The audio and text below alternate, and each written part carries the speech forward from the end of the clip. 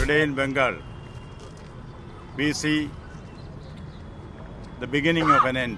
The arrest of the prime accused in the Sandeshkhali incidents is an eye-opener for everyone. We have to put an end to violence in Bengal. In many pockets of Bengal, we all realize that gangsters are ruling the roost. Today in Bengal, we see the beginning of an end. The arrest of the prime accused in the Sandeshkhali incidents is an eye-opener for everyone. This is only the beginning.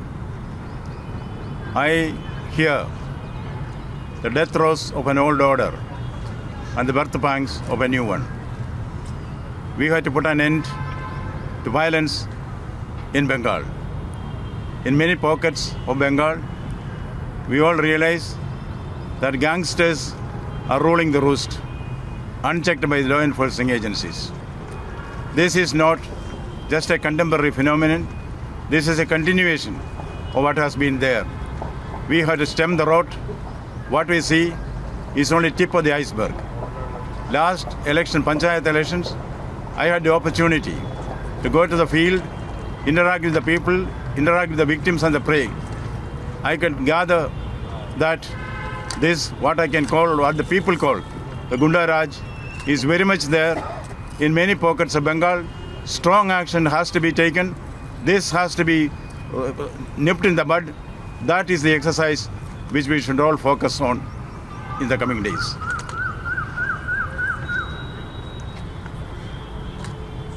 Sir, don't you think it's too late because more than 50 days had been crossed and today he has been arrested where so much violence has taken place? See,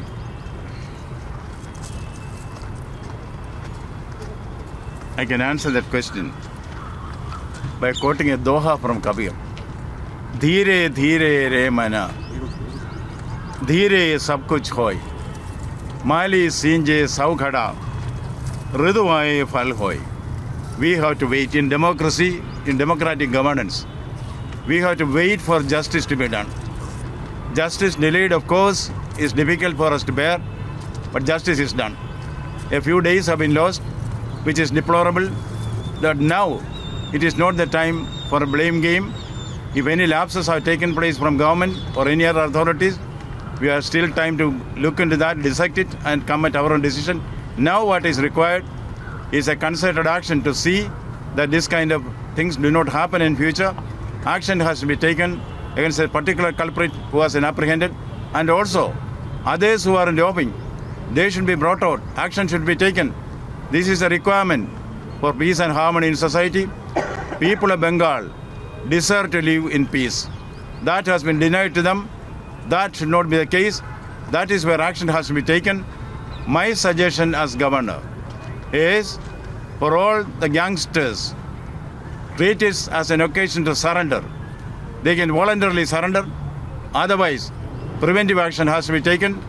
We cannot, we should not allow lawbreakers to take the law in their hands, and this kind of intimidation, particularly on women, cannot be tolerated in a civilized society like Bengal.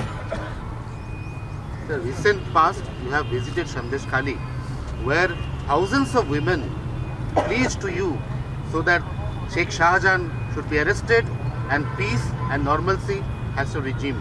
Now, what is your next plan about Sandeshkhali you would like to visit again? Today, as soon as this report came out, women from Sandeshkhali started calling me over phone. They are all excited about the happening. They said they thought it will never happen. Now confidence has been restored. The inner strength of the women have been rekindled. That is why they are willing to resist, and they are succeeding in the resistance. Now the civil society, the government, all the stakeholders, political parties, silent majority, media, all should stand together to see that such incidents do not take place in society.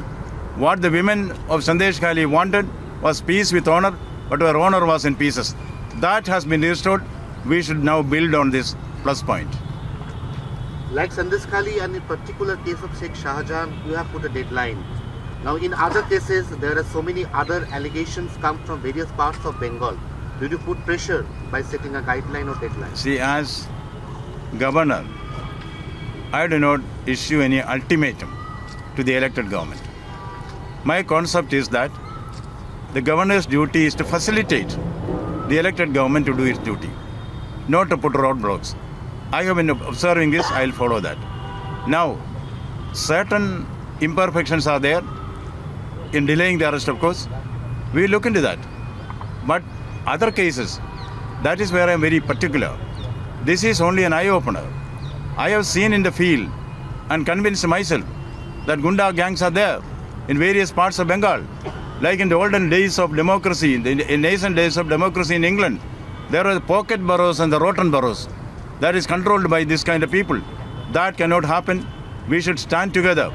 That is why I said, as a first step, all the gang leaders can be given an opportunity to surrender voluntarily. If not, the law has to come heavily on them. That is the action plan. This is only a beginning. Now the race is going to be run. That is what we should be prepared for.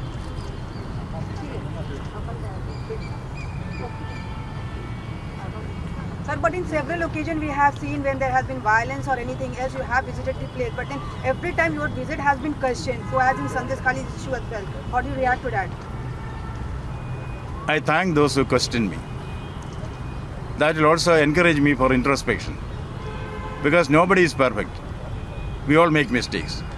It is very good that you feel there is an eye on you. So I welcome such question.